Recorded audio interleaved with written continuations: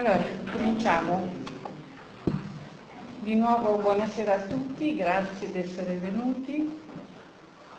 Stasera inizia la grande avventura della palingenesi in Svizzera. Grazie, dottor Moia, di aver voluto iniziare in un altro paese che non è la Spagna, questa nuova metodo di approccio alla malattia come momento di rigenerazione della persona. Questa conferenza è stata organizzata dal gruppo di studio della palingenesi della Svizzera che inizia proprio qui a Lugano, quindi siamo molto onorati di essere tra i primi ad accogliere questa nuova metodica che ha un intento neuroscientifico importante, che è quello di unire una tecnologia di alta specializzazione sul cervello con gli stati mentali di un processo di rilassamento profondo che permetta all'operatore di entrare nell'universo interiore della paziente. Questa metodica non ha nulla di magico, non ha niente di improvvisato, nasce dalla saggezza di molti secoli che si è consolidata nell'ambito della filosofia, nell'ambito dell'etologia, nell'ambito della fisiologia e accoglie moltissimi stimoli dalla mitologia e dalla concezione aristotelica, tomistica e comunque galileana e moderna. Dico questo perché avete forse già capito che c'è un obiettivo profondo nella palingenesi, che è quello di unire alla tecnologia le humanities, è quello di dare all'approccio alla persona una concezione globale in cui non esiste solo il sintomo, non esiste la malattia avulsa d'organo, ma esiste la persona nella sua unità con tutto il suo patrimonio di sentimenti, di fisiologia, perché è un corpo, e naturalmente anche di esperienze, perché è il risultato di un'ontogenesi che riprende e ricapitola la filogenesi.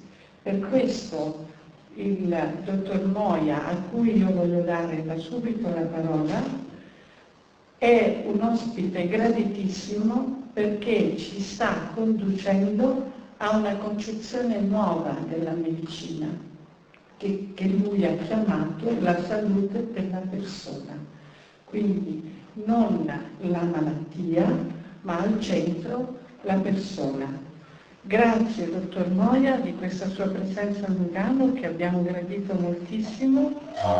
Nel centro Lupini in questi giorni si stanno tenendo dei seminari di studio in cui stiamo mettendo in match la metodica del dottor Moia che viene condotta su pazienti insieme a delle registrazioni elettroencefalografiche con analisi spettrale per andare a rilevare quali zone del cervello si attivano quando il dottor Moia procede con le fasi di rilassamento e di esplorazione quello che lui chiama universo interiore. Prego, dottor Moia, non voglio levarle altro tempo. Grazie. Prima proviamo a vedere se quando parla il dottor Moia sentono tutti. Ok. Grazie mille, doctora Podela por traerme aquí. Gracias al grupo de profesionales de Lugano y de toda Suiza que me han traído aquí, y es un placer estar aquí. Los días que llevo aquí, la hospitalidad de ustedes es grande, y sobre todo la gran sorpresa que me he llevado de el poder registrar estas exploraciones.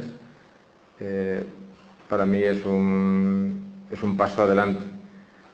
Yo soy médico desde los 22 años, aunque no lo parezca, llevo 40 y tantos años de radiólogo, y en los últimos, desde el 2013, hice un cambio que intentaré explicar, porque si no lo explico será una de las primeras preguntas, ¿no? Como un radiólogo, un médico que nunca tiene una relación directa con los pacientes, de pronto se pone a hablar intensamente con las personas, y además entra hasta lo más profundo de las personas. Es un cambio muy radical. Explicaré cómo pasó, pero desde que esto pasó, mi interés es demostrar lo que hago. La primera vez podía parecer efectivamente un poco mágico, un poco de don personal, y en el tiempo que llevo trabajando en la palingenesia, que son 5 años, mi interés es, por un lado, demostrar que todo lo que hago tiene una explicación científica, y en segundo lugar, explicar esto para que otras personas lo hagan también. Las dos tareas son para mí una pasión que en algún momento llega a ser ansiosa.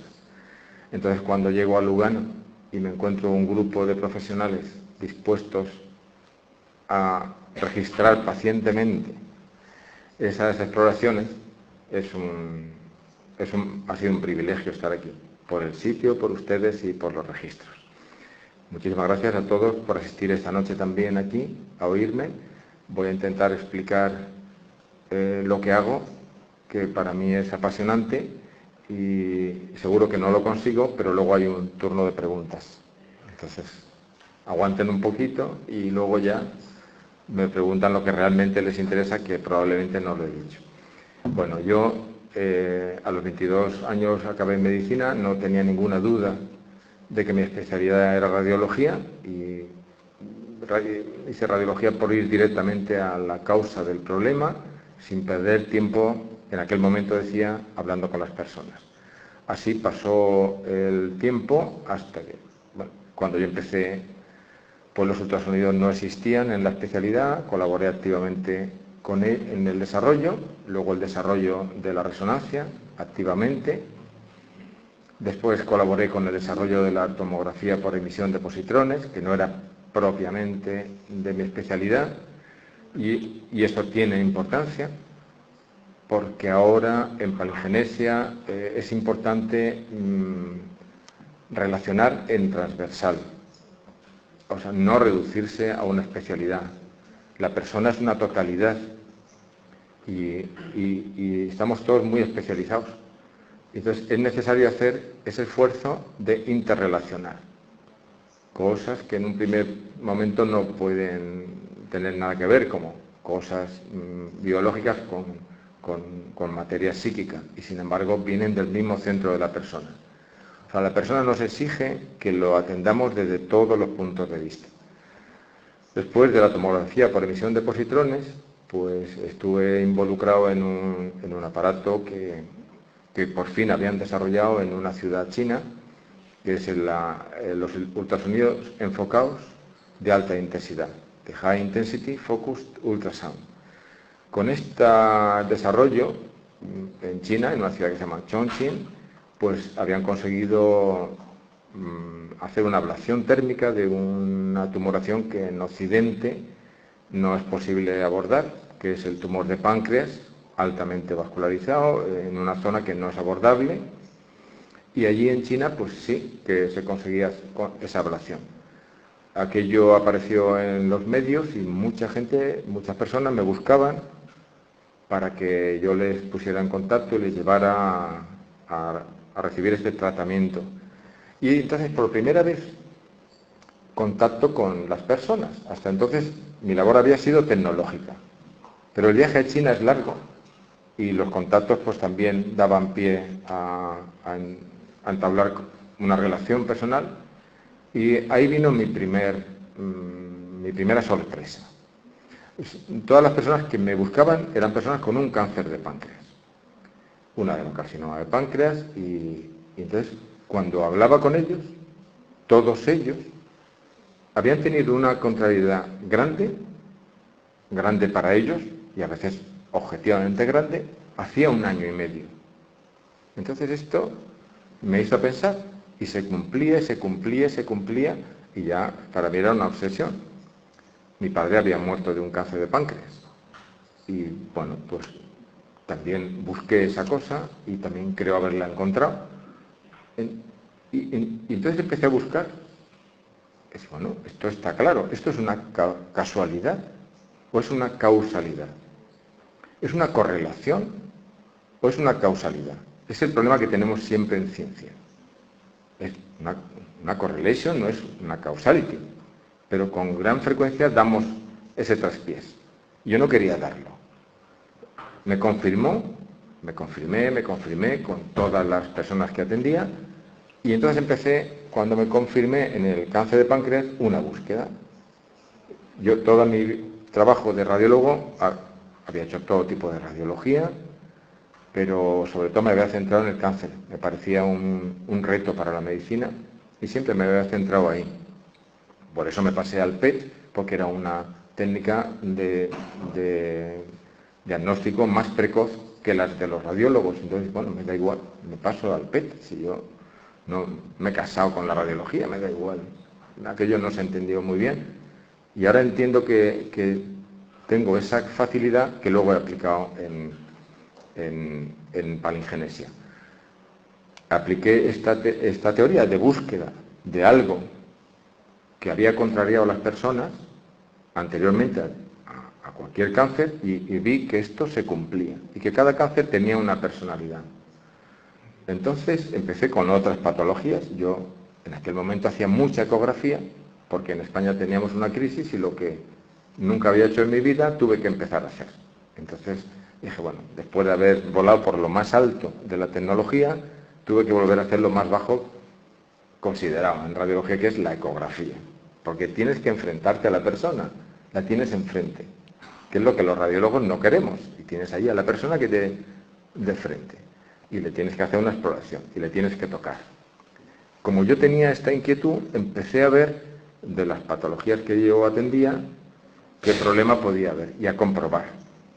Entonces, bueno, pues yo le decía, a ver, perdone, ¿le importa que le haga una pregunta? No, que un doctor me hable, pues me encanta. ¿Usted ha tenido algún problema de este tipo? Pues sí, pero ¿usted cómo lo sabe? Pues vale, perfecto. Entonces iba cumpliendo esto. Luego en las cenas de amigos era el más divertido, porque al final de la cena les decía a todos por qué le había pasado, por qué le dolía el dedo, por qué tenía una cistitis, porque había tenido Era muy divertido, ¿sí? Qué divertido eres. Al final de la cena nos has dicho todo lo que nos pasa.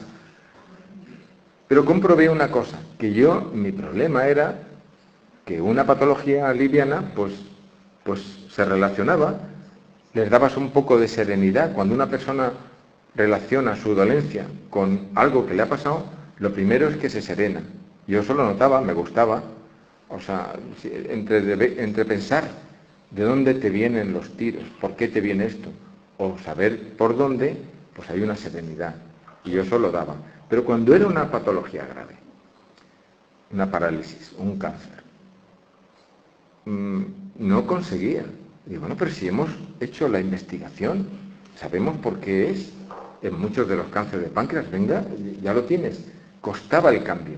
Esta es una palabra clave, el cambio. O sea, a las personas no nos gusta cambiar. O sea, a las personas nos gusta que todo siga igual. Y sin embargo la vida es un puro cambio. La vida es un puro afrontar el futuro sin desfuturizarlo. Tú vives el futuro que se convierte en presente lo vives, pero no puedes desfuturizar el futuro. Y nos pasamos la vida sin vivir el presente y planificando el futuro. Eso es una actitud muy propia del entendimiento. Y al final, voy entrando en la composición de la persona, nos creemos que somos entendimiento y voluntad. Y lo que vengo a decir es que aparte del entendimiento, aparte de la voluntad, que aparte de la ciencia convencional, aparte de todo y sin ir en contra de nada, hay que prestar atención a algo más profundo que empieza a aparecer en la enfermedad, en el sufrimiento sin enfermedad. Hay personas que tienen un sufrimiento y no tienen enfermedad. Y las pruebas médicas dicen, no hay nada. No, porque yo tengo algo. Hay un sufrimiento debajo. Y hay unos sueños. Y hay unas actuaciones que no tienen ningún sentido. Todo esto, más la investigación que yo llevaba, me llevó a decir, es necesario bajar al mundo profundo de la persona. Cuando yo estudiaba segundo de medicina, acabé primero, iba a estudiar segundo, me decidí a hacer psiquiatra. Y pasé aquel verano estudiando psiquiatría. Cuando empezaron las clases de psiquiatría, el primer día dije, no, nunca seré psiquiatra. Me quitaron la afición. Como no conocen ustedes a los profesores que me dieron a mí psiquiatría, no pasa nada, ya son mayores. Y luego, pero en aquel momento yo estudié una frase de los psiquiatras que han estudiado la profundidad, decían, a los 2 años nos marcamos, a los 30 años dejamos de compensar y enfermamos. Entonces dije, 2 años, cada vez que yo pregunto a una persona por cosas que le han pasado, o sea, nunca llego a los 2 años. O sea, te dicen las cosas que le ha pasado hace 1 año, hace 5 años, hace 10 años, después de mucho interrogar. Y ahí ya no puede, y ahí ya se para. Entonces dije, esta no es forma. Tengo que hacer una actuación introspectiva y voy a investigar. Entonces, la primera que investigo, la primera técnica de introspección, yo seguía de radiólogo y tenía mis rayas mentales y seguía ahí. La primera técnica me gustó mucho, porque era una técnica que se fijaba en el mundo Z. Ese mundo en el cual nosotros pasamos varias veces por la noche, cada hora y media, y cada hora y media pasamos por la onda REM, por la onda Z, y tenemos el sueño REM, y es cuando soñamos. Cada hora y media vamos pasando por ahí. Eso me gustó. Llegar a la onda Z, entonces, pues empecé a mandar personas para que hicieran esta exploración. ¿Qué pasa cuando hay profesionales de la exploración introspectiva de la persona? Pues que tienen un sistema de trabajo, pues al final protocolario. Al final todos acabamos en el protocolo. Y claro, la persona no es protocolizable. Eran personas que veían a una paciente cada hora. Y yo lo tenía muy estudiado, esa persona. Digo, mira, quiero que hagas hincapié aquí, aquí, aquí, aquí. Oye, no, le han hecho el protocolo y no me habían hecho ningún caso. Oye, ¿cuándo quedamos para hablarle? No tienen tiempo de hablar con nadie. Y dije, bueno, esto es una idea mía y lo tengo que hacer yo. Tengo que probarlo. Entonces, en enero de 2013 lo pruebo yo. Yo que nunca había hablado con pacientes, nunca había pasado una consulta convencional. Cojo a una persona, pum, un amigo, digo, tú eres mi amigo, pues si eres mi amigo, demuéstralo aquí. Y así con amigos empiezo a practicar, digo, yo tengo que practicar esta técnica. Entonces un amigo me dice, oye, pues que es que me has curado los pies. ¿Pero qué pies? A mí me dolían los pies desde que nací y cuando salí de tu consulta no me dolían los pies. Digo, a ver, voy a mirar, a ver qué escenas has revivido y en qué escena tú te has curado los pies. Porque yo primero no sabía que te dolían los pies y segundo, yo no he pretendido curarte los pies, yo estoy practicando. Empecé a tener resoluciones espontáneas de muchos procesos, de todo tipo. De tipo psíquico y de tipo físico. Entonces yo empecé a interesarme, digo, primero, voy a seguir con esto. Según iba siguiendo, empezaba a modificar esa técnica, a modificarla, a aplicar, porque yo lo que quería es hacer introspección a través de una somatización que ya tenía. Luego enseguida empecé a preguntar los sueños y vi claramente que a una persona tú le tienes en cuenta una somatización, que es algo biológico, que a lo mejor corresponde a una especialidad de nefrología o de traumatología o de dermatología. De cualquier somatización le unes un sueño y con esa tenaza tienes la solución. Le preguntas a una persona, ¿dónde te duele? ¿Qué sueñas? Y juntas los dos y ya tienes muchísima información. Claro, pero los sueños, estamos en el orden de la inteligencia, que actuada por la profundidad te hace pensar cosas raras. Pero como ha dicho la doctora en la introducción, nosotros estudiamos mucha simbología, porque ese mundo profundo al que abordamos es simbólico. ¿Por qué han fracasado muchas personas que han intentado llegar al mundo profundo de la persona? Porque no saben simbología. ¿Y quién sabe simbología? Muy poca gente. ¿Tú, Paco Moya, sabes simbología? No. Yo no sé simbología, pero muy pocas personas pueden hablar de simbología. ¿Por qué? Pues porque la simbología es un idioma que te pone en comunicación el mundo superficial con el mundo profundo. Pero si pocas personas saben que hay un mundo profundo y pocas personas lo saben definir, pocas personas saben lo que es el símbolo. Entonces, si tú haces una revisión, como hemos hecho nosotros, de todas las definiciones de símbolo, entonces encuentras que todos te dicen más o menos, el símbolo es algo que te incita a profundizar, que te entusiasma hacia el misterio. Siempre todas las definiciones son así. Hay una parte que es evidente y una parte que no es evidente. Siempre te lo van diciendo. Nosotros ahora mismo tenemos una antropología muy potente. Cuando yo empiezo a entrar en el mundo profundo, veo enseguida que hay un centro en la persona. Y ese centro de la persona igual te manda una somatización al cuerpo, que te manda un sueño a la inteligencia, que te manda un acto fallido. Y dice, bueno, ¿yo por qué he hecho esto? No sé por qué he hecho esto. O sea, hay muchas cosas que hacemos y no sabemos por qué. Cuando hacemos una historia de la vida a las personas que vienen, esto es lo que más les cuesta reconocer. Dime cosas que hayas hecho en tu vida que no tienen sentido. No, todo tiene mucho sentido. Bueno, vale. El partido no ha acabado todavía. Has empezado y al final de la sesión digo, mira, tus relaciones sentimentales, tus relaciones profesionales, la cosa más importante, la has tomado por esto, no por lo que tú creías. Hay muchos actos fallidos. Y luego hay muchos afectos desordenados. Que dices, bueno, pero esto, ¿por qué yo me he casado con este? ¿Por qué yo tengo este amigo? ¿Por qué yo hago...? Al final, tú vas cogiendo a las personas, esas cosas que se han alterado en muchos campos, los unes y ves que hay un centro que lo ha mandado. Entonces encontré a Edith Stein. Edith Stein dice, hay un centro en la persona. ¿Qué estaba diciendo Edith Stein? Estaba diciendo algo que le leyó a Teresa de Jesús, que es la persona española más citada de todos los españoles. Es una mujer y es una monja, pero fue la única persona que cuando en toda Europa se extiende pues el nominalismo de Ockham, es la única que protesta. Dice, no señor, hay un centro en la persona. Y escribe, sus teólogos le llevan la contraria y dice, hay un centro en la persona. Lo he visto místicamente. Y ese centro, escribe el castillo interior o las moradas. Hay una parte externa en la persona que corresponde a la muralla, donde están los vasallos, los centinelas, que corresponde al entendimiento, a la voluntad, al cuerpo, a los sentimientos. Y luego hay una morada, otra, hasta que llegas a la séptima morada, donde está el centro de la persona.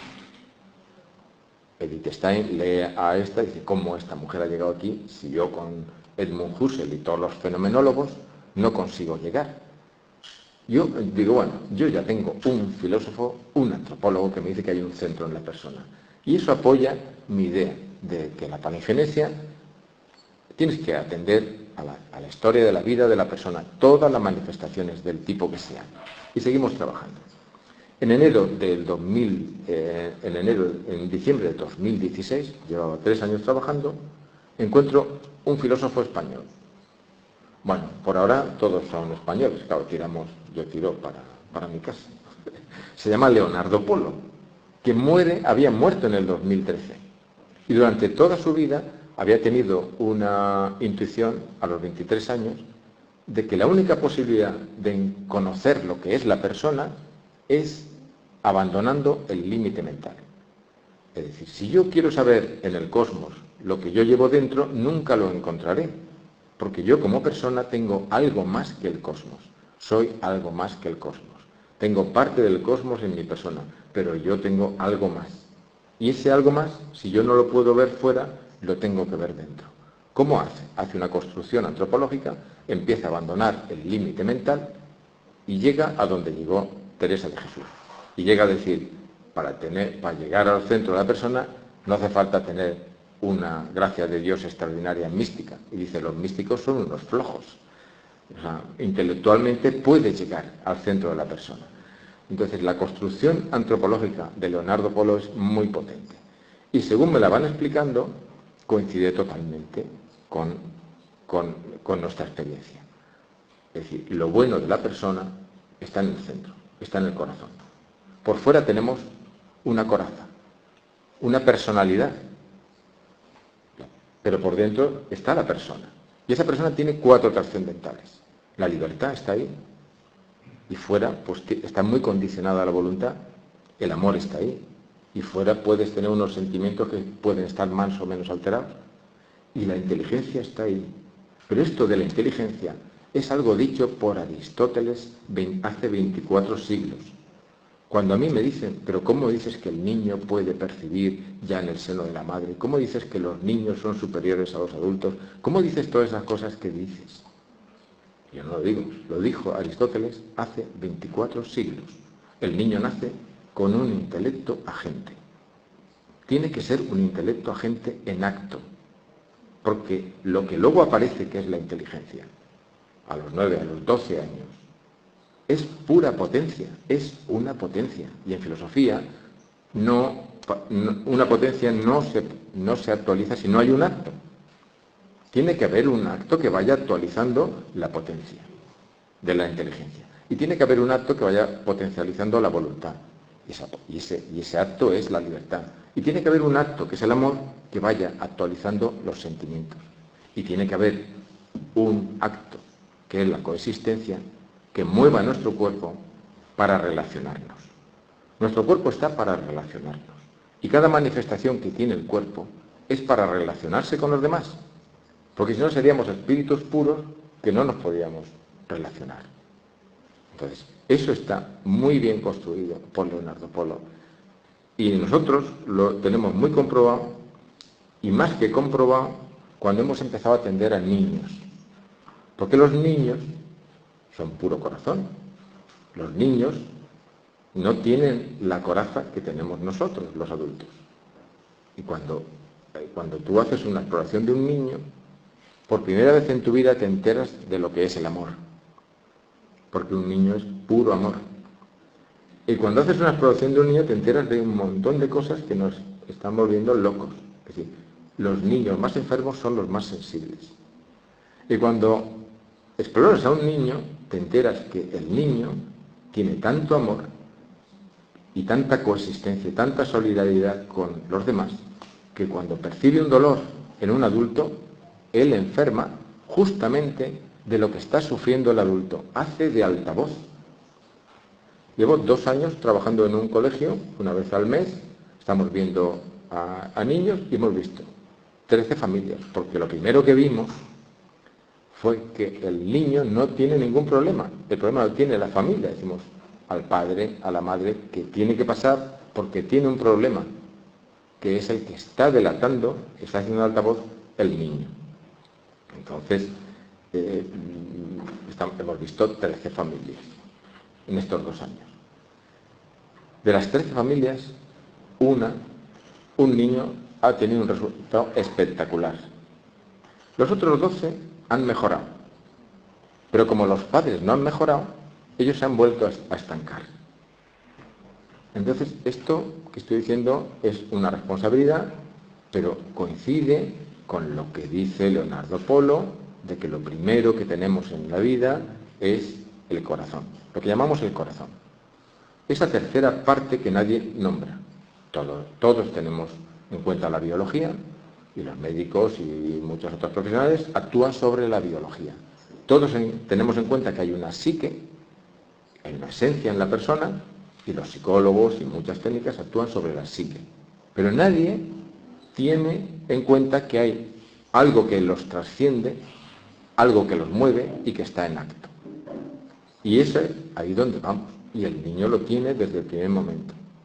Y el niño, hemos visto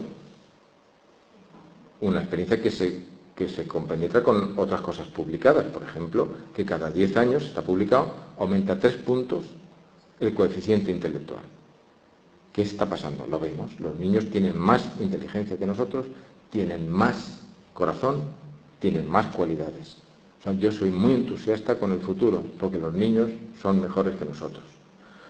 Entonces, los niños, esto que estoy diciendo, si pensáis un poquito, veréis que la creatividad siempre se obtiene de dentro, nunca se obtiene de la inteligencia. ¿Quiénes son los creativos? Los más creativos son los artistas. Y los artistas son personas que viven más hacia adentro. Entonces, el niño viene creando cosas nuevas. Si os fijáis, por ejemplo, en la creatividad de la informática, los genios de la informática tienen menos edad que los que no manejamos bien la informática. Y son ellos los que lo traen. O sea, cambia totalmente.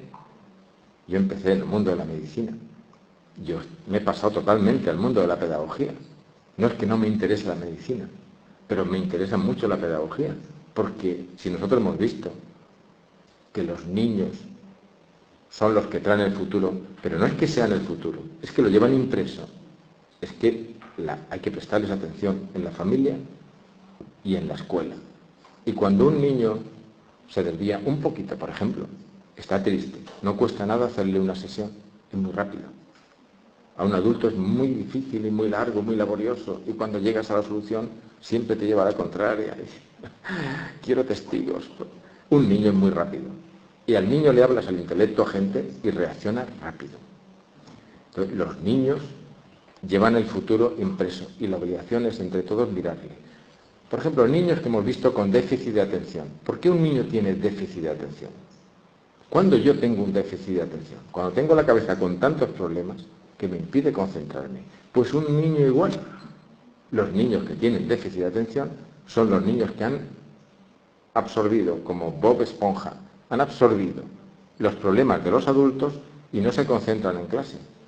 Uno de los profesores me ha dicho, desde que estamos en este proyecto, desde hace 2 años, yo miro a los alumnos de otra manera. Antes eran los problemáticos, ahora son los sensibles, los superiores. Cuando un niño es hiperactivo, está protestando por un problema de los adultos a los cuales les molesta que el niño sea movidillo. Si a los adultos les molesta que sea paradito, se queda en un rincón, se queda autista.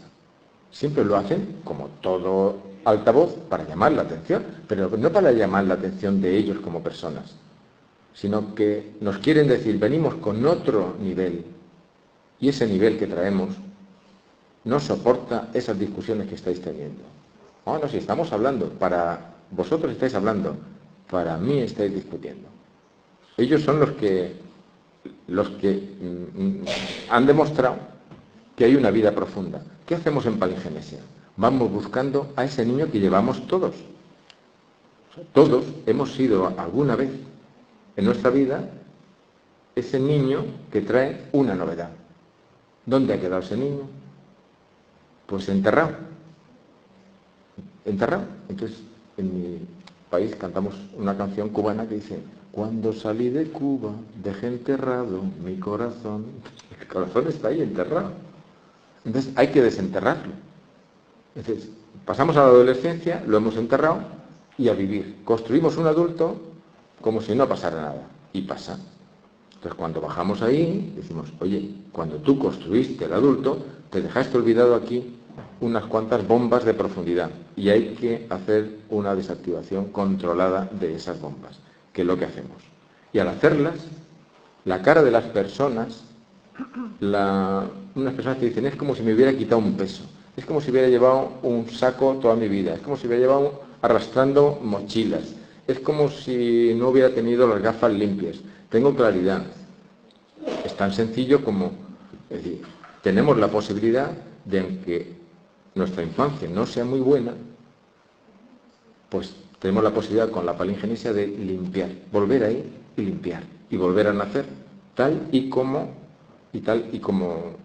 venimos.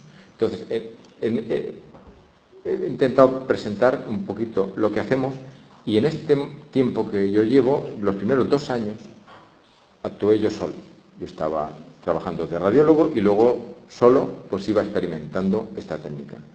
Cuando me sacan fuera me dicen, usted ha tenido, no sé si, cuando haces unos resultados tan espectaculares, pues te llaman. Digo, venga usted y tampoco te puedes negar, ¿vale? Entonces, cuando yo salgo y grabo la primera charla y empiezan a llamarme de sitios, o sea, yo en aquel momento dije, esto es muy sencillo, porque para mí era muy sencillo. Luego, hoy digo que es muy difícil. Es muy difícil. ¿Por qué? Pues porque tenemos esa mentalidad segmentaria de la persona y nos cuesta mucho interrelacionar.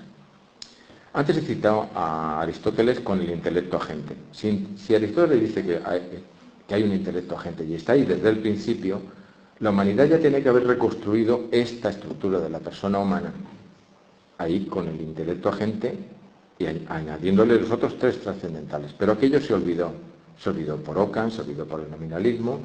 Entonces, si cuesta tanto interrelacionar, cuando ya empezaba, pues dice, bueno, ¿lo veis claro? Dice, no vemos nada.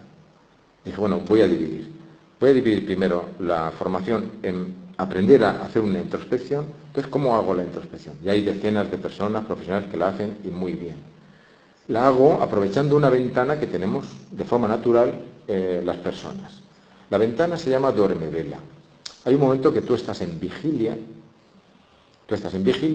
y estás muy activo con tu entendimiento. Y otro momento que estás dormido y tu entendimiento no funciona. Pero entre uno y otro hay un duerme-vela, que estás ahí, no estás ni dormido ni despierto. Entonces, ese duerme-vela, en ese momento, en ese instante, tú tienes una onda beta racional activa, bajita pero activa, y una onda zeta vegetal activa. Y en medio has dejado la onda alfa, que es la onda animal. Es cuando tú pones tu ventana de atención un poquito en beta y un poquito en zeta y englobando alfa, ese es un momento mágico, que tú no puedes mantener. Pero como todo en las personas, necesitamos de otra persona. La persona ha sido pensada para que se apoye en otra persona. Y el que es hombre tiene que apoyarse en la mujer, y el que es alumno tiene que apoyarse en el profesor, y el que es empresario tiene que apoyarse en los empleados. Aquí el drama para la persona es estar solo. Y lo que más sufre la persona es de soledad. Entonces, tú no puedes mantener el duerme-vela, pero si otra persona te ayuda, puedes mantener durante 1 hora, más o menos, un duerme-vela. En los adultos, en los niños, el tiempo es muy limitado. Tienes que estar muy experto, porque cuando dicen ya, es ya. El adulto le puedes pedir un poquito más, pero el niño no. Pero al adulto le puedes tener más o menos cerca de 1 hora. Durante 1 hora tú navegas por ese mundo profundo en presencia de tu inteligencia. Entonces tú te das cuenta de quién tú eres. O sea, el viejo lema del templo de Apolo en Delfos, conócete a ti mismo, hace mención a este momento en que tú entras en ti mismo. ¿Por qué en ti mismo? Porque esa parte de fuera de la persona es muy convencional, pero esa parte de dentro de la persona es muy única, inédita, irrepetible. No te valen los protocolos. Entonces, una vez que me preguntaron mis seguidores, ¿por qué has hecho eso y eso? Yo lo pensé y entonces me di cuenta de que yo hacía la introspección con un criterio de sorpresa. Me tiene que sorprender, porque cada persona me sorprende. No hay 2 exploraciones que sean iguales. Por fuera sí, cuando hago la historia de la vida, pues a todo el mundo le duele la rodilla y además ha tenido un problema económico en el riñón y en el hígado. Bueno, más o menos sí. Pero eso no sirve para nada, Cuando vas profundizando, vas entrando justamente en la persona. Entonces, tú navegas y empiezan a aparecer, pues, a lo mejor escenas de la infancia normalmente, o escenas de antes de ayer, conectadas, y empiezan a aparecer muchas escenas. Entonces, en esas escenas, a lo mejor 15 escenas. En esas 15 escenas está la solución, pero tienes que conectarlas entre sí y conectarlas con toda la información externa que tú tienes. Entonces, hay un ejercicio de interrelación a lo que no estamos acostumbrados. Dice, mire, me duele la mano. Pues mire, el traumatólogo no, pero es que no la puedo mover. Pues vaya al neurólogo. Y el neurólogo, oye, ¿qué tal? Pues vete al vascular. Pero nadie interrelaciona. Entonces, esta construcción de la persona tiene mucho que ver con Aristóteles, como ha hecho la doctora por él al principio de la introducción, pero Aristóteles tenía un método de trabajo coherente con su estructura de la persona. Y él le llamaba epagoge. Epagoge es interrelacionarlo todo. La persona es muy compleja, pero aparte de ser compleja, está interrelacionada. Entonces, nosotros tenemos manía de interrelacionarlo todo. Entonces, ese ejercicio nos cuesta mucho. Entonces, ya hay muchas personas que navegan, pero pocas que interrelacionan. Entonces, ahora estoy trabajando con las personas que me siguen de una forma más entusiasta, para que, además de navegar, interpreten. ¿Cómo se hace esa interpretación? Con un método que, como no, inventó Aristóteles y, como no, ha sido olvidado. Cicerón dijo, no, esto de la epagoge es como la inducción, la deducción. No, ni es inducción, ni es deducción. Es transversal y es interrelación. Tienes que interrelacionar continuamente. Y ahora, cuando tienes todo interrelacionado, te ha costado muchas horas. Nuestra frase es decir, ahora vamos a la sesión y no tenemos ni idea de lo que te pasa. Y le hemos hecho 18.000 interrelaciones que se ha quedado con la cintura partida. Y sin embargo, no sabemos, porque lo que sabemos es externo. Vamos buscando lo profundo. Y lo profundo, tenemos que conectarlo con todo lo que hemos averiguado. Es decir, si ha tenido un cólico renal derecho, esa herida que tiene en la profundidad, tiene que explicarla. Tienes que explicarlo todo. Entonces, alguna sesión me han dicho, Paco, ¿por qué has hecho esto? Digo, porque no estaba saliendo una explicación total o estaba saliendo lo que ya sabíamos. Y eso no es explicación. Entonces, cada persona te sorprende. Yo cuando empecé a estudiar medicina me dijeron, no hay enfermedades, hay enfermos. Vale. Pero luego vas a la práctica y en la práctica siempre teníamos protocolos porque es la única forma de funcionar. Por primera vez, yo no veo enfermedades, yo veo enfermos, personas. Entonces, yo pienso que ahora que hemos encontrado esta técnica que me ha dicho cómo yo interpreto de interpretación, muy pronto tendremos personas, yo tengo ya un grupo que lo está haciendo muy bien y espero que muy pronto lo hagan ellos, porque ya me sorprenden haciendo interpretaciones que yo no he hecho. Con lo cual, se demuestra que esto no es un don mío, esto es algo que puede hacer no cualquier persona, eso decía al principio, no cualquier persona, hace falta ser muy especial. Y la especialidad que busco en los que me siguen es que le gusten las personas. Y esto que estoy diciendo no es ninguna trivialidad. O sea, que le gusten las personas. O sea, que le guste el trato con las personas. No que le guste aplicar métodos de forma fría, sino que le guste asombrarse porque cada persona es diferente y te llegas a asombrar. Entonces, una vez que tengamos, yo creo que pronto, un equipo que mucha gente que navega y mucha gente que interprete, pues tendremos que abordar el siguiente paso en palingenesia, que es encontrar el sentido de la vida. Últimamente, a lo mejor yo estoy más sensibilizado por esto, pero hay personas que el motivo de consulta es me propuse en mi vida hacer esto, esto y esto y esto. Lo he conseguido y no soy feliz. Muchas personas. ¿Por qué? Porque cuando tú te propones esto y esto y esto, te lo has propuesto con la voluntad, en el orden de la voluntad. Y la voluntad no te hace feliz porque es una potencia. Lo único que te hace feliz es cuando tu corazón, el centro de tu persona, hace lo que tiene que hacer. Y eso es único, inédito, irrepetible. O sea, nadie te puede decir desde fuera, tú haz esto, porque tú eres único, lo tienes que ver tú. Entonces, cuando tú te conoces a ti mismo, cuando tú te haces la introspección, cuando tú ves cuáles son tus valores, tus cualidades, que no tienen nada que ver con tu sociedad ni con tu familia, son tuyas. Cuando tú haces lo que tienes que hacer, entonces eres feliz. Entonces, espero muy pronto poder hablar aquí en Lugano, como no, que siempre se hacen las primeras cosas importantes, del sentido de la vida. Y esto me ha llevado a pensar en una persona que hasta ahora no había considerado, que es uno de los psicólogos de la profundidad, que nunca me había llamado la atención, que es Viktor Frankl. Porque Viktor Frankl habla del sentido de la vida. Entonces Viktor Frankl empieza a hablar del sentido de la vida y que lo va a buscar por la logoterapia. Y nosotros estamos haciendo terapia con la palabra, yo no utilizo aparatos, es la palabra, es la confianza. Las personas tienen que ganarte su afecto, su confianza, y entonces bajan las ondas alfa de alerta y está más confiado, y lo vamos registrando esto. Entonces, cuando tú te buscas su confianza, entras con tu palabra y le haces un tratamiento, que se lo hace él al final tiene que interpretar él. Y entonces, investigando por qué Viktor Frankl hizo esta terapia, porque encontró a un filósofo. Yo he citado a Teresa de Jesús, he citado a Leonardo Polo, y hay muy poca otra gente que te hable de forma profesional del centro de la persona. Y ese filósofo podía ser en el cual se inspiró Viktor Frankl, que es Max Scheler.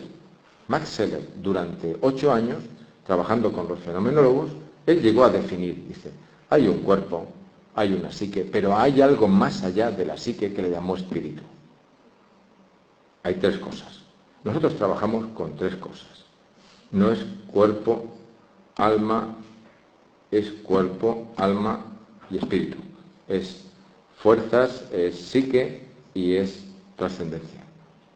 Hay una tercera. Y él se inspiró ahí, y ahí formó. Yo creo, me veo muy cercano ahí, como cogiendo la antorcha y intentando trabajar con mi equipo en ese sentido. Entonces, buscando el sentido de la vida, espero pronto, porque en el fondo estamos muy contentos con los resultados, pero me parece que hay que seguir hasta encontrar el sentido de la vida, porque lo que estamos haciendo es haciendo una labor negativa. Es decir, tú tienes este dolor, este sufrimiento, te lo quito, pero no te va a hacer feliz. Igual que no te va a hacer feliz conseguir los objetivos de la voluntad, no te va a hacer feliz el que yo te quite este sufrimiento, porque en el fondo estoy diciendo, y está ahí, que la enfermedad, el sufrimiento, te trae un mensaje de cambio desde el centro de la persona. ¿Pero de cambio a qué? Tampoco yo te voy a dar un cambio convencional. Te tengo que ayudar a encontrar cuáles son tus cualidades. Y en el momento en que uno ejerce sus cualidades, que para él son muy fáciles y para los otros es muy difícil, entonces es feliz. Y la sociedad funciona cuando toda persona pone al servicio de la sociedad sus cualidades. Que todos tenemos una cualidad única que nada más que tenemos nosotros y no tiene nadie más. En el momento en que la encontramos, imaginaros qué felices. Yo soy tan feliz ahora haciendo la palingenesia que siento que soy el único que ha encontrado su cualidad. Porque, claro, tampoco, y le digo a las personas, tranquilo, que lo encontrarás a los 50, a los 60, porque tampoco conviene encontrar estas cualidades muy pronto, porque se te suben a la cabeza. Uno ya cuando es mayor, es muy difícil que se le suban a la cabeza. Pero ese es el objetivo que tenemos. Dottor Moia, io credo che lei abbia trasmesso al nostro auditorio una serie di stimoli che io considero entusiasmanti. Me alegro porque no sabía. Come neurologo mi sono sempre posta infatti il problema di una presa in carico globale del paziente. Quindi la palingenesi io la sto conoscendo insieme a lei non come antitesi per la medicina che ci ha permesso di fare grandissimi progressi per la salute dell'uomo. Non la sto conoscendo come un'alternativa complementare alla psicologia, perché siamo in un luogo, dottor Moia, che ha una grande tradizione di psicologia in Svizzera, Lo so. da Piaget a Jung e quant'altro. E io sto conoscendo insieme a lei la palingenesi come completamento della conoscenza della persona. E quello di cui mi sto rendendo conto è che io posso curare con i farmaci e con la clinica, posso curare insieme allo psicologo come facciamo al Centro Luvini o come fa il dottor Ramon Leoni, che è nel gruppo di studio della palingenesi di Lugano della Svizzera, anche lui medico, come può fare la dottoressa Caruso, che insieme alla dottoressa Gianella ci stanno aiutando a tradurre le sue parole. Ecco, in questo gruppo ci siamo resi conto che possiamo curare il paziente anche con la palingenesi. E quello che è importante capire è che non possiamo curarlo senza la palingenesi, perché riusciamo a curare la patologia d'organo, riusciamo a curare il disagio psichico, ma non riusciamo con i nostri protocolli, le nostre linee guida, che devono rimanere delle acquisizioni scientifiche, non riusciamo ad andare al centro della persona come lei ci sta insegnando a fare. Gli stimoli che ci ha dato sulla ricerca che la palingenesi sta aprendo sono entusiasmanti per me, perché quando il dottor Moia parla del ritmo teta, che è un ritmo che connota il nostro cervello quando noi siamo rilassati, e nel momento in cui passiamo dall'alfa, che è la veglia rilassata, a 10, 9, 10, 11 fino a 13 Hz, noi siamo in una condizione di rilassamento cosciente. C'è un momento in cui, lo spiegava il dottor Moia, passiamo dall'alfa al teta, e c'è un momento bellissimo che corrisponde al nostro dormiveglia, in cui noi siamo perfettamente coscienti. Ecco perché la palingenesi non deve essere confusa con altre tecniche, come le tecniche psicologiche di regressione oppure di conoscenza dell'inconscio, perché la coscienza rimane sempre integra, per cui il paziente che si sottopone all'esplorazione sa esattamente quello che dice e si ricopre perfettamente di quello che ha, di come ha interagito con l'operatore. Ecco, intorno agli 8 Hz si verifica questo passaggio verso il teta. Il teta è un ritmo che va da 3 a 8 Hz ed è il ritmo in cui il nostro cervello comincia ad andare in dormiveglia e passare poi nella fase numero 1 del sonno. Il dottor Moia ha elaborato una tecnica per cui il paziente non si addormenta, ma rimane sulla soglia dell'addormentamento, ed è il momento in cui viene meno l'inibizione della corteccia, della nostra, lui la chiama corazza.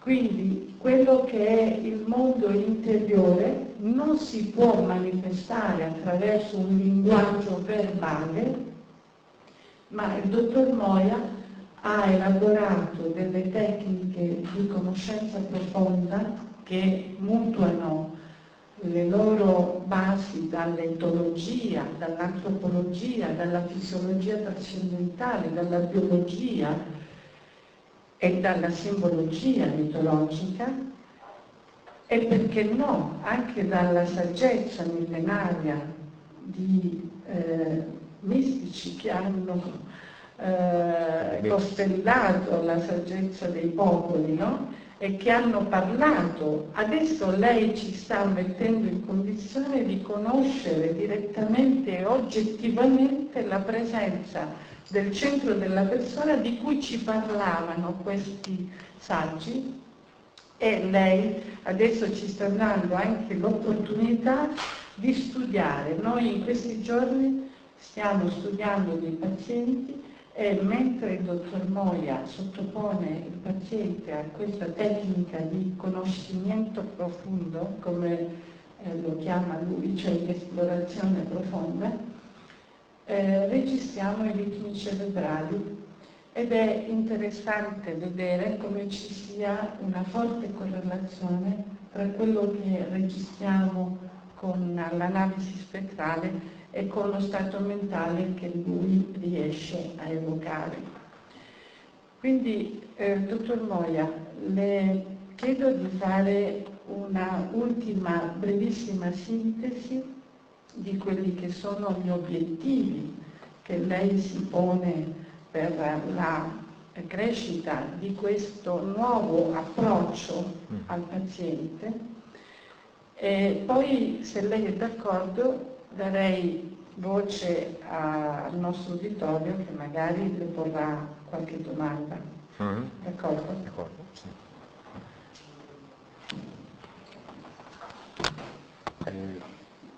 Una síntesis sería el haber encontrado esta integración del conocimiento médico, del conocimiento de la biología. Hemos integrado mucho una técnica que no he hablado mucho, la etología, que es el comportamiento de los animales. O sea, nosotros tenemos en la parte baja, tenemos una biología, que nuestro cuerpo es biológico, está esencializado de una forma humana, pero es biológico, no es animal, pero es parecido al animal, y eso lleva pues unas limitaciones que tenemos que conocer. Encima hay una persona muy valiosa, pero que tiene los pies de barro y que hay que saber que puede tener una impronta o puede tener una acción sobre estímulos supernormales. Las dos acciones que acabo de nombrar, etológicas, fueron motivo de un premio Nobel de Medicina y Fisiología en 1973. ¿Por qué? Porque hay que solucionarlos. Y son improntas de animal, que es absurdo que las tengamos personas. Y es absurdo que no bajemos. Pero vamos integrando todo el conocimiento, por supuesto. Y ese conocimiento integrado, al final, ¿cuál es el propósito de la palingenesia? Que la persona sea feliz. O sea, yo empecé por el cáncer, luego seguí por cualquier enfermedad, porque, bueno, empecé con esos resultados espontáneos a construir un método de por qué aquello espontáneo había sucedido. O sea, mi impresión es que había sonado la flauta por casualidad. Había sonado una flauta. Entonces, mi interés es decir, ¿qué he hecho yo para que suene la flauta? Entonces me veo obligado a hacer una explicación antropológica de la persona, que es en lo que me he explayado, pero luego hay otras, me encuentro con otros problemas en la persona que no los puedo explicar si no es con la etología, con la parte animal, pero ahora tengo que unirlos, y la forma de unirlos no es fácil. Unir la materia con la inmateria no es fácil, cómo se llega, y luego además tengo que unirlo con el idioma común, que es la simbología, y por supuesto, conociendo muy bien la fisiología, todo conocimiento es para nosotros muy útil. O sea, ¿cuál es el objetivo? El objetivo es conseguir la felicidad auténtica de la persona.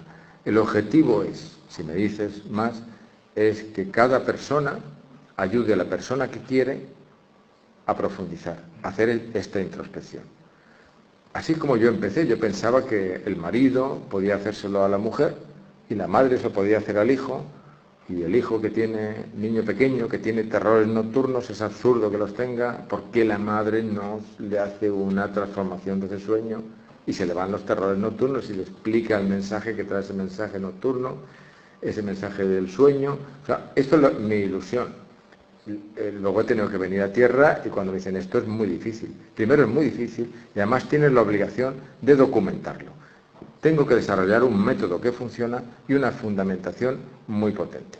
Mi sensación durante este tiempo es que, salvando la distancia, ¿no? Me siento como Sully, este piloto que consiguió salvar a todos los tripulantes en el río Hudson.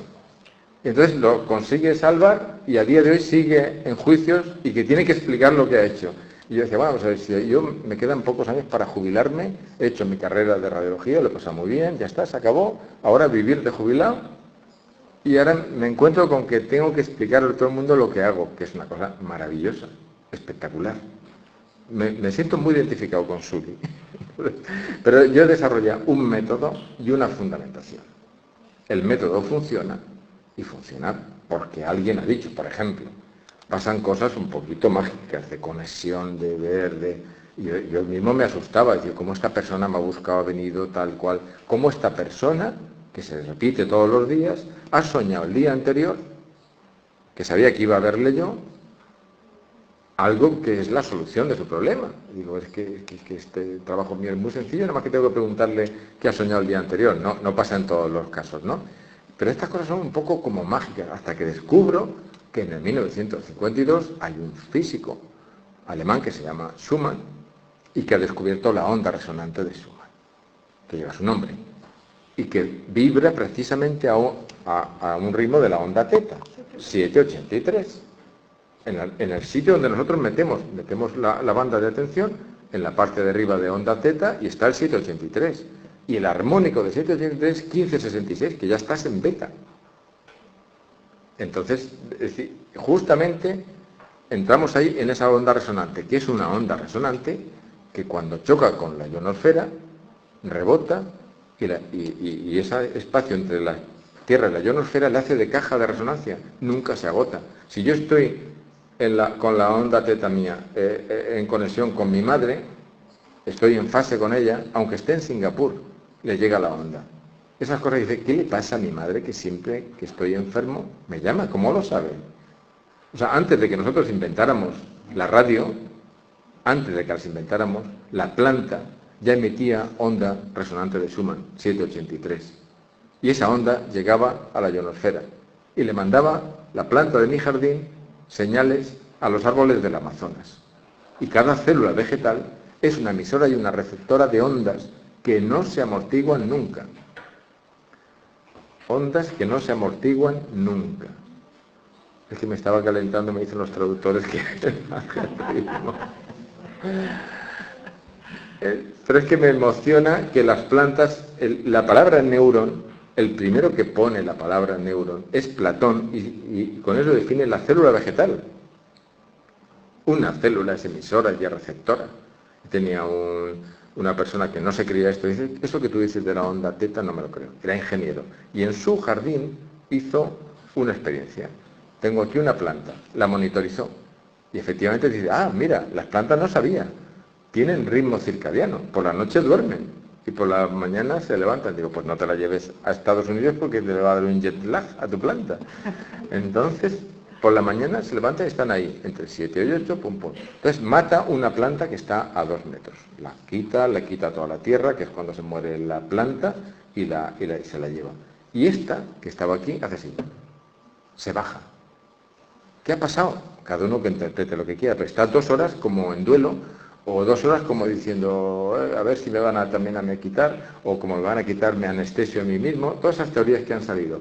Y a las 2 horas sube. Esa planta está emitiendo y esta está recibiendo. Y las personas estamos emitiendo y estamos recibiendo. Y esa onda zeta funciona desde el primer momento que venimos a este mundo. Emitimos teta y empezamos a conectarnos con el mundo total. Nuestra primera célula inicial se conecta con el mundo total porque tiene un intelecto agente. Lo que pasa es que no sabe que se conecta. Entonces hace falta que venga un palingenésico y le reconecte y le ayude. Pero mi objetivo es que cualquier persona le ayude a otra persona a la que quiere. y ya lo he conseguido. Lo que pasa es que para eso he tenido que darles curso al marido, curso a la mujer, y ya hay mujeres que le hacen sesiones al marido y maridos que le hacen a la mujer. Y es bonito, porque es en la intimidad cuando se conocen de corazón a corazón. Evidentemente, dottor Moia, in questi giorni ci stiamo rendendo conto che la base di tutto sono le correlazioni, le relazioni. Tutto questo si inserisce in questo anche nuovo filone della scienza che è legato ai circuiti neuronali che sono collegati attraverso dei neuroni a specchio che ci consentono di sentire l'empatia. Questo è un altro correlato scientifico dell'esistenza di qualcosa di noi che non conosciamo e che possiamo esplorare. Io volevo chiedere se qualcuno vuole porre delle domande al dottor Moia. Grazie.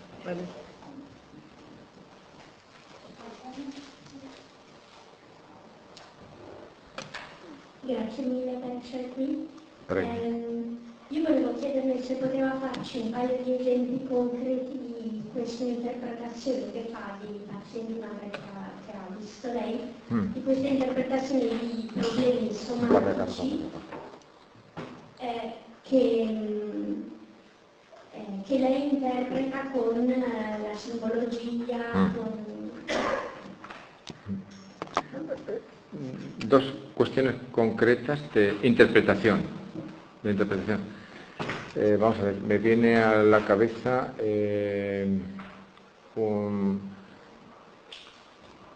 hay una simbología que es muy evidente y es la simbología creada por el propio paciente, que son los sueños.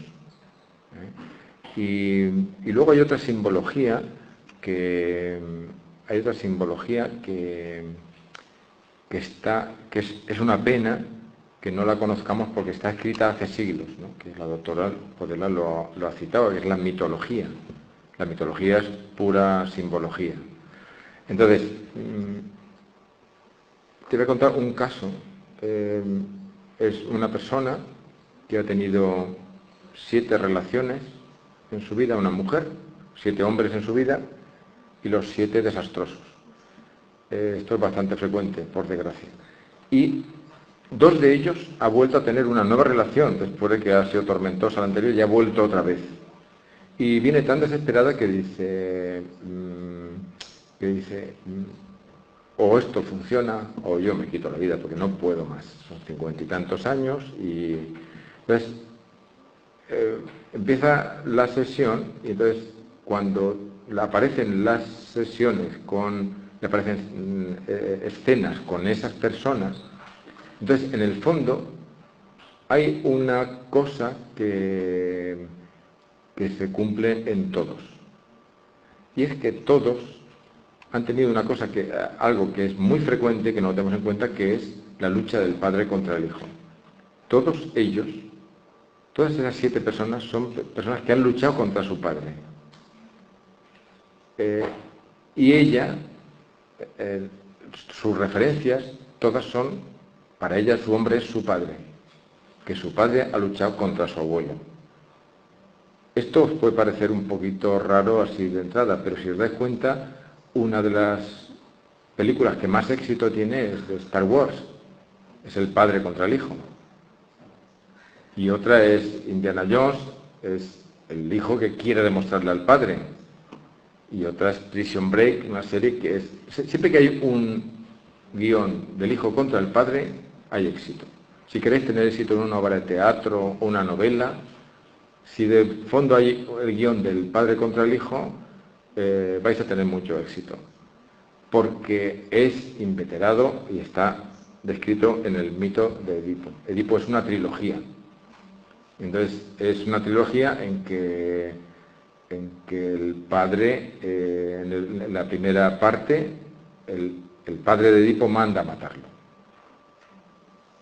Bueno, el soldado le da pena, se lo da a un pastor, el pastor lo regala a unos reyes de allí al lado que no tenían hijos. Segunda parte, Edipo va al oráculo de Delfos, le dice que se va a casar con su madre y va a matar a su padre. Entonces, el horrorizado se aleja de sus padres adoptivos, que pensaba que eran sus padres, y en el alejamiento mata a su padre y se casa con su madre. Conocéis la historia. Y la tercera parte es los dos hijos de Edipo quieren matar a Edipo, y sus dos hijas le salvan.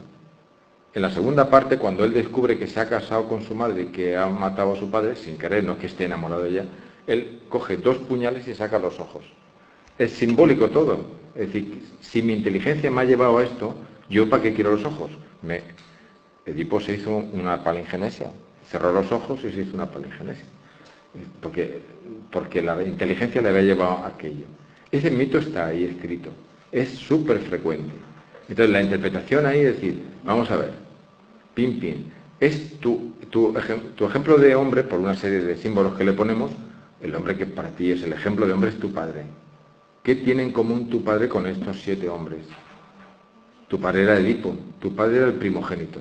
Cuando a un hombre, esto es una cosa, un consejo que habría que dar a todas las personas antes de casarse. Antes de casarse, alguien amigo tendría que regalarles un babero, ¿no? Un babero para cuando caigan las babas, porque cuando este matrimonio, esta pareja tenga un niño, si es niño, a la madre hay que ponerle el babero, hay que ponérselo a la madre, porque se le cae la baba con su hijo primogénito. Y si es niña, hay que ponerle el babero al padre. Entonces es el síndrome de Electra. Entonces, la madre le cae tan bien su hijo que el padre tiene celos del hijo mayor. Y el hijo mayor le gusta mucho Star Wars y al padre que tiene un hijo le gusta mucho Star Wars. Porque se ven reflejados el padre contra el hijo. Entonces, la interpretación ahí era decir, siempre que hay esta serie de relaciones que son erráticas y erróneas, hay que buscar qué tienen de común. Entonces, al final, es decir, tu ejemplo de hombre es tu padre. Tu padre es un hombre que ha luchado contra tu abuelo. Entonces, cuando ves, yo le digo de broma, ¿ves? Por ejemplo, tú me ves a mí, que soy perfecto, y te quedas tan fría. En cambio, ves a un Edipo y te vas para él. O sea, hay 100 caballeros y hay un Edipo, y esta mujer está improntada por Edipo, por los hombres de Edipo. Y los descubren y van hacia ellos y no saben que es un primogénito. Pero es que la impronta es algo que funciona a nivel animal. Y no nos gusta decir que somos animales, y no lo somos, pero hay una parte biológica que es improntable, biológica y psíquicamente. Y lo estamos estudiando porque es premio Nobel. Al salir el pato del cascarón, lo primero que ve que se mueve, que es grande, cree que es su madre, aunque sea una pelota de fútbol. Entonces a nosotros nos pasa igual, pero con lo inteligente que somos hay que descubrir cuáles son nuestras improntas. ¿Por qué hacemos cosas que no queremos hacer? Entonces, ahí la interpretación era esta. Es decir, tu ejemplo de hombre es tu padre. Y los 7 hombres que has tenido, y con los que has vuelto varias veces, que no te lo puedes quitar de encima, son Edipo. Por ejemplo, otro caso. Es decir, una persona, cuando hay un comportamiento que no es muy normal, hay que investigar la impronta. A lo mejor no hay una impronta, a lo mejor es otra causa. Pero, por ejemplo, mujer que convive con un hombre que es alcohólico y maltratador. Entonces yo le pregunto, bueno, pues claramente, a ver, ¿quién en tu familia es alcohólico y maltratador? Porque no es que lleves 10 ni 20 años, es que llevas 30 años. Tus amigas llevan años diciéndote que por favor lo dejes. Tus vecinos te dicen que por favor lo dejes. Esa mujer a mí me ha proveído de un montón de libros que hablan de... Porque las amigas le daban, dice, tardé años en abrir los libros, tardé años en leerlos, pero era superior a sus fuerzas, o sea, era una cosa, un comportamiento totalmente errático. Entonces descubrimos en la sesión que hay una escena con los 2 años en que va a visitar a unos parientes, que no son sus padres, porque su padre en su familia cercana, investigando, no había nadie, ni alcohólico ni maltratador. Pero hay una escena de 2 años que va con unos parientes y ese pariente, ella lo ve desde debajo de una mesa camilla, ve el siguiente espectáculo, cómo él viene borracho, cómo él le da un palizón enorme a su mujer y cómo al final la arrastra por los pelos por toda la casa. Los niños son más improntables cuanto más espectacular es el hecho. Cuanto más espectacular, más te improntas. Y entonces el niño acaba, a lo mejor, presenciando algo muy desagradable, y eso que es tan desagradable para él es lo que él vuelve a hacer. Y eso se llama impronta, y como nosotros dependemos de un cuerpo, el cuerpo es improntable, ¿no? Te he dicho dos ejemplos y ya salió la impronta, y no sé si querías otro tipo de ejemplos. O sea, ahí es la búsqueda de la impronta y tienes que buscarla, ¿no? ¿Y después qué se hace? Pues después, fíjate tú, es que esa pregunta es buena. Fíjate que yo al principio he dicho, yo empecé con resoluciones espontáneas, yo no hacía nada, simplemente navegando, y yo a los que vienen a aprender esta técnica digo, vamos a ver, no puedes hacer ningún daño, es un duermevela. Pasa algo similar a lo que pasa cuando tú estás durmiendo y tienes una pesadilla, te duele tanto que abres los ojos. Imagínate que el que te está ayudando a hacer esa introspección no se da cuenta de que tú estás sufriendo mucho. Bueno, pues te abres los ojos porque estás más que consciente. Cuando estás en esa situación, la persona sabe lo que piensa todo el mundo alrededor. Los que nos exponemos somos los que estamos ahí. Es lo que esté consciente, está hiperconsciente. Tiene su conciencia racional y además tiene su percepción profunda que es total. Entonces, yo digo, bueno, ya sabéis cómo se hace, venga, empezar menos a embarazadas, que no es conveniente porque el bebé está ahí, a todo amigo que se deje, a practicar. Y entonces ellos vienen, oye, pues que a este le he curado, al otro le he curado, vienen como encantados, ¿no? O sea, hay unas personas que resuelven de forma espontánea por el mero hecho de que su razón pues se da cuenta de algo. O sea, el simple hecho de resetear, hay como un reseteo que no es, a mí me cuesta decir que es consciente, pero eso puede pasar. Eso es lo mejor. Me acuerdo ahora de una persona que vino porque su niño no hablaba.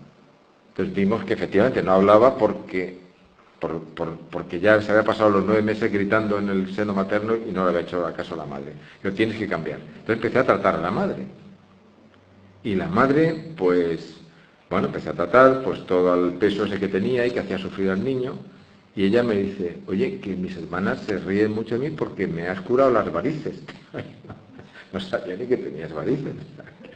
O sea que ahí, cuando tú entras, primero, no hacer daño. Segundo, hay resoluciones espontáneas. Entonces es una cosa tan natural que a mí me parece que es mi sueño, que todo el mundo lo puede hacer. Segunda cosa, tienes que razonarle. Dile, mira, ves aquí, por este símbolo, tu referente es tu padre de hombre. Entonces, ¿qué tiene tu padre? Pero no es que sea tu padre, es que tu padre con las peculiaridades que tiene de hombre que ha peleado contra tu abuelo y ha sufrido, y tú lo has visto sufrir. Entonces, cuando tú estás en una reunión y ves un hombre que ha sufrido con su padre, es que te atrae. Y no es porque sea ni feo ni guapo, y las amigas dicen, es que no te pegues, no sé, pero es que me lo va. Entonces, te atrae. Entonces, cuando tú le razonas eso, el adulto, o sea, la experiencia que tengo es que cuesta mucho. El niño se lo dices al intelecto a gente mirándole, al niño hay que mirarle como si fuese un abuelo. Y le miras fijamente y le explicas. Y lo entiende, y cambia. Y viene el padre, bueno, sí, ya le he explicado esto al niño, pero el niño no entiende. Digo, el niño lo ha entendido perfectamente. El problema lo tengo contigo. Entonces, cuando la persona es mayor, pues le cuesta y se revuelve porque siempre sale lo que no quiere. Porque tienes que cambiar tu vida, darle otro rumbo. Y entonces le dices, entonces, ¿qué tengo que hacer? Pues tienes que, por ejemplo, enfrentarte a tu cuñado y no consentir que tu cuñado venga aquí a casa destrozando tu familia. Vale, pero concretamente, ¿qué tengo que hacer? Digo, pues tienes que, como por esto, enfrentarte a tu cuñado y decirle qué tal.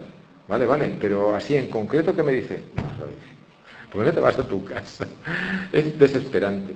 Entonces, ¿cómo lo hemos resuelto?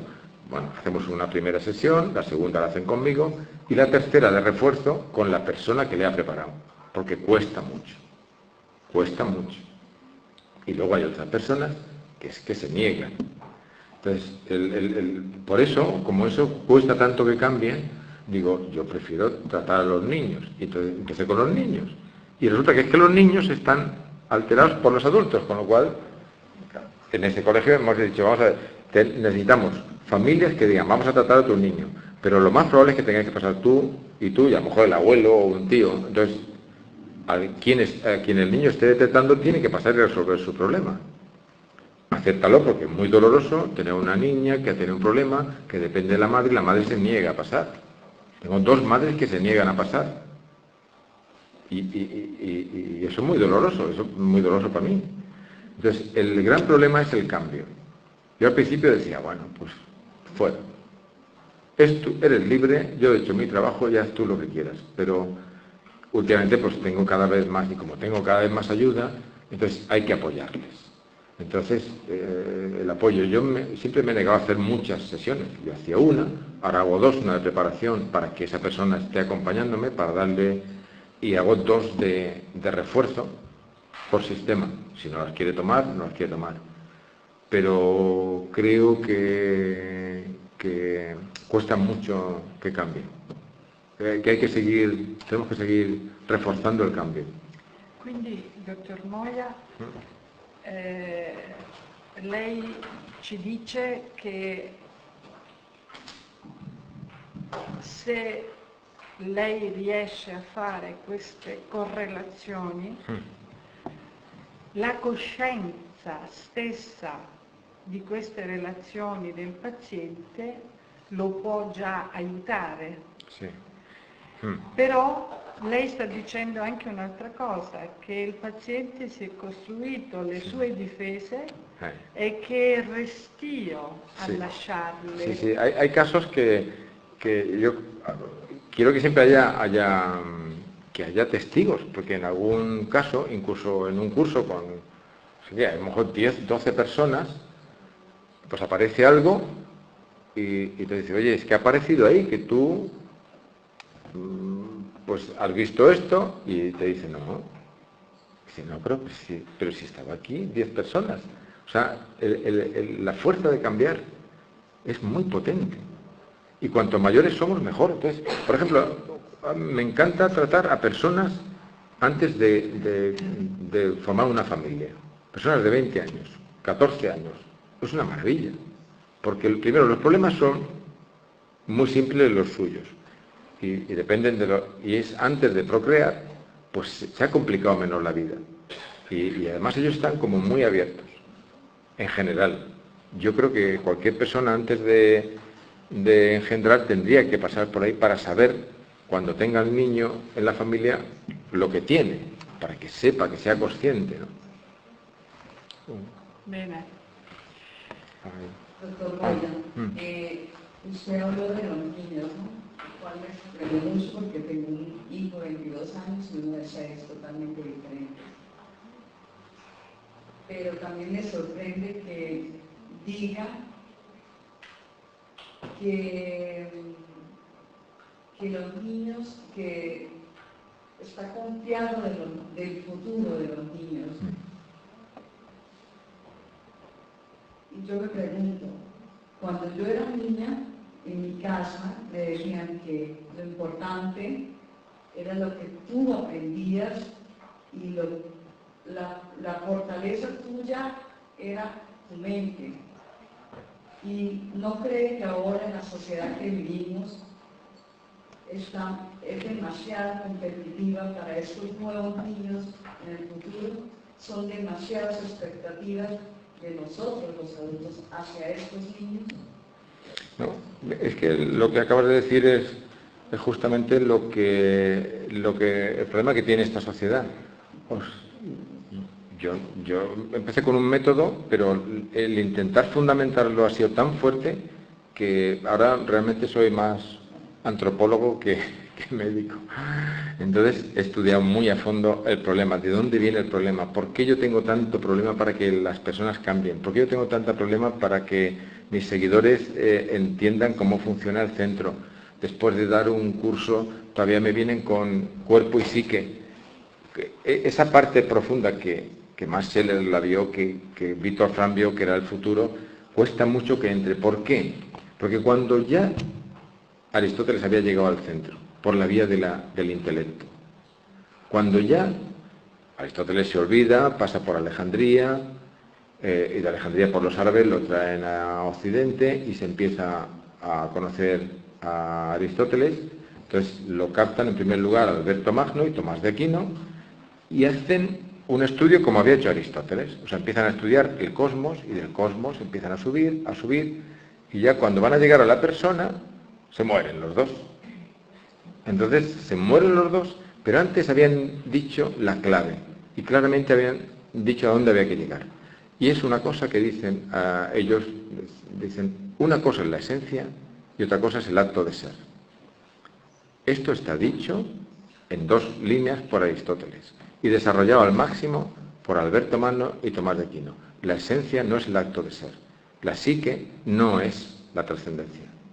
Entonces, iban a llegar a construir, porque Aristóteles realmente lo que estudió fue la cosmología, la astronomía, las plantas, los animales, y luego al final escribió un poquito de filosofía. Y estos pensadores de la Edad Media pues iban con esa idea y habían construido la Edad Media una estructura de la voluntad muy profunda, muy nueva, que no tenían los griegos, y una estructura del amor muy profunda, que no tenían los griegos tenían la esclavitud, y ya nada más que faltaba llegar por la vía de la voluntad y por la vía del amor a ese centro que ya había llegado el intelecto a gente. Y cuando estábamos ahí a punto, aparece un filósofo que es John de Dulce, escoto, que dice, bueno, esto del acto de ser no es tan importante, yo soy más esencialista. Y ya viene el otro, Occam, que dice, fuera, ¿para qué complicarse con universales por dentro y por fuera? Estamos hablando del siglo XIII-XIV. Y en el siglo XIII-XIV, Occam dice, lo que vale es lo singular. Y llevamos desde entonces fijándonos en lo singular. Decimos mente, pero en lo singular. Lo singular es lo singular. Y ya está, no os traigan nada. Esto parece, tiene sentido, pues adelante. ¿No tiene significado? No importa. Y dice, ¿tiene sentido? Es una cosa que decimos muchas veces. Pues esto makes sense. Esto makes sense. Pues para adelante. Muy bien. Aunque no es. Claro, viene un filósofo de la ciencia, que es Karl Popper, y dice, es que toda hipótesis científica es falsable. De entrada ya es falsa. ¿Por qué? Porque tiene pocos datos. Porque no está interrelacionada. Entonces vivimos en un mundo que decimos mente a lo que no es mente. Porque lo singular está en el orden de la voluntad. Y eso se llama nominalismo. Hay filósofos que se rebelan, dicen, esto no puede ser. Y vienen los idealistas, que quieren a través de la razón llegar al centro. Y hay otros que se rebelan, Heidegger dice, por el sentimentalismo, y quieren llegar al centro, y no llegan. Estamos en la corteza, y estamos diciendo, este es el futuro de los niños, es alimentarlos para que lleguen a tener la razón, y cuando tengan la razón, pues que triunfen. Ese es el error. Es decir, hay un sociólogo, se llama James Flynn, que dice que cada 10 años sube 3 puntos el índice, el coeficiente intelectual. En mi época nadie de mis compañeros tenía 100 puntos de coeficiente intelectual, y ahora hay muchos niños con 140. Y dentro de 100 años habrá niños con 200. Porque esto es un hecho. Y el hecho es que los niños cada vez son mejores. Y son mejores desde el principio. El problema en educación es ese. Cuando tú dices, vamos a decirle nuestros conocimientos a ellos. ¿Cómo explicas tú que los conocimientos informáticos sean de jóvenes? No se lo hemos explicado nosotros. Los de mi época eran ingenieros, mecánicos, eléctricos, pero no eran informáticos. Son todos jóvenes. Hay un montón de datos que te lo dicen, pero nosotros los que lo encontramos. O sea, el amor que encuentras en un niño no lo encuentras en un adulto. Entonces, todo cambia. Tú tienes que mirar a tus niños como diciendo, eres superior a mí, en dotación, no en experiencia. Y la educación tiene que tener el profesor respeto al alumno porque es superior. En dotación, no en experiencia. Y tiene que tener un respeto a la creatividad. Este mundo tiene que seguir evolucionando y ellos son los creativos. Tu parte creativa está en la profundidad, no está en la superficie. Cuando más se crea es cuando despiertan. Los artistas saben que en ese duerme-vela controlan el duerme-vela. Edgar Allan Poe. Si todo lo que escribe Edgar Allan Poe nosotros lo entendemos. ¿Por qué? Porque él... despacio, que me calienta. ¿Sabe? O sea, es un error. Es un error. El error es que no se tiene en cuenta esa parte a la que llegó Max Scheler, a la que ha llegado Leonardo Polo y a la que llegamos nosotros. Es la zona trascendental de la persona. Ok, il microfono è... Ah, aquí. No, tranquillo. Grazie. Quindi il tempo è tiranno? Ok, io naturalmente sarei a sentirlo per ore, ma non si è fatto tardi. Spero che questo stimolo che stasera abbiamo accolto da parte del dottor Moia sia il primo seme di un cambiamento anche nell'approccio alla sofferenza e che dia veramente aiuto alle persone a ritrovarsi, come dice lei, dottor Moia, corazon e corazon. Abbiamo organizzato questa conferenza, vi ringraziamo ancora per la vostra presenza.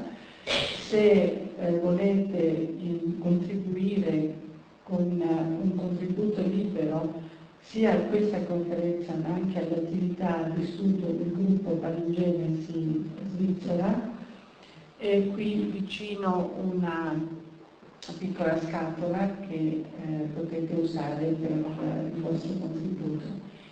Io credo che molte domande restano senza risposta, però vi invito a seguire con molta attenzione e anche benevolenza questo nuovo approccio che veramente completa l'approccio clinico fatto di alta tecnologia, fatto di tecnica, fatto di competenza legata all'evidence-based medicine, cioè alla medicina basata sull'evidenza, completa l'approccio psichico della persona nella sua globalità di psiche e di sentimento, ma soprattutto ricerca l'universo interiore che è pieno, dice il dottor Moia, di sapienza,